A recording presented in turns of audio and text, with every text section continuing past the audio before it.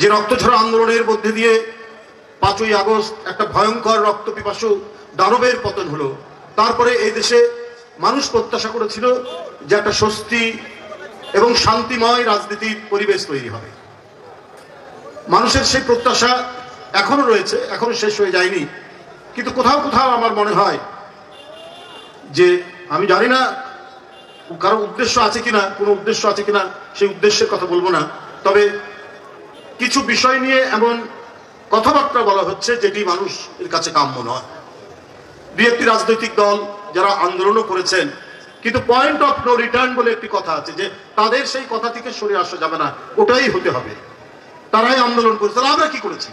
আজকে সংস্কার নিয়ে সংস্কার কমিশন হয়েছেন, তারা বসছেন, অনেক বিষয় সবাই একমত হচ্ছেন, আবার কোনো কোনো বিষয় দ্বিমত হচ্ছেন। এটা তো গণতন্ত্রের রীতি। কিন্তু আগে দিচ্ছেন প্রস্তাবনা, তারপরে দিচ্ছেন শর্ত। এটা কিরকম ভাই? আপনার প্রস্তাব রাখলেন পিয়ার, আনুপাতিক নির্বাচন। এদেশের মানুষ, আপনারা জানেন কিনা জানি না, আমি বহু লোকের কাছ থেকে খবর পেয়েছি যে পিয়ার কি এটা অনেকেই জানে না, কিন্তু ওটাই জোর করে আনতে হবে। এবং এইটা তারা চালু করলেন বেশি দিন আগে না, 3-4 মাস আগে। এর আগে কখনোই এটা নিয়ে আলোচনা হয়নি, কোনো পর্যায়ে আলোচনা হয়নি। বুদ্ধিজীবীরা, সুশীল সমাজ, তারাও কথা বলেনি। এখন হঠাৎ করে পিয়ার, আনুপাতিক ভোট, এইটা দিতে হবে, জোর জবরদস্তি। এটা ছাড়া তারা মানবেন না, নির্বাচনে যাবেন না। ভাই, এরকম তো কথা ছিল না। এদেশের মানুষ জানে আপনার এখানে কে জনপ্রতিনিধি আপনারা করবেন। সেই ব্যক্তিকে যদি আপনারা না চেনেন, তাহলে ওই ভোট একটা দলের নামে বা দলের প্রতীকের নামে ভোট দিয়ে আপনারা কাকে ভোট দিবেন?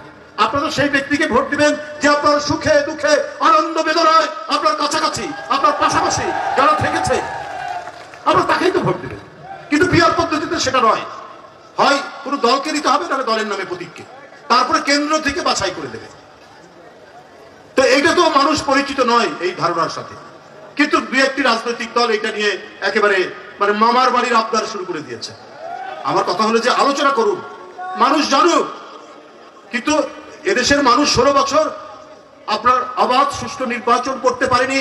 ভোটাররা ভোট কেন্দ্রে যেতে পারেনি, ভোট কেন্দ্রে বিচরণ করেছে চতুষ্পদ জানোয়ার, গরু, বাছুর, ছাগল, কুকুর ছাড়া আর কেউ যায়নি। আরে আজকের যারা নতুন প্রজন্ম, যাদের 30 বছর বয়স, তারা ভোট কি জিনিস তারা দেখেনি। তাহলে তো আগে আমরা যে পদ্ধতিতে করে এসেছি সে পদ্ধতিতেই মানুষ অভ্যস্ত, সেটাই চালু হোক। আর ওটা এতই আপনার অবধারিত হয়ে গেল, তারা পার্শ্ববর্তী দেশ ভারত, সর্বোচ্চ গণতান্ত্রিক বড় দেশ আমেরিকা, ইংল্যান্ড, যেখানে 800 বছরের গণতন্ত্র, তাদের ওখানে তো পিয়ার পদ্ধতি চালু হয়নি, তারা তো পিয়ার পদ্ধতি অবলম্বন করেনি। আপনারা কেন এই জেদাজেদির মধ্যে আপনারা আছেন?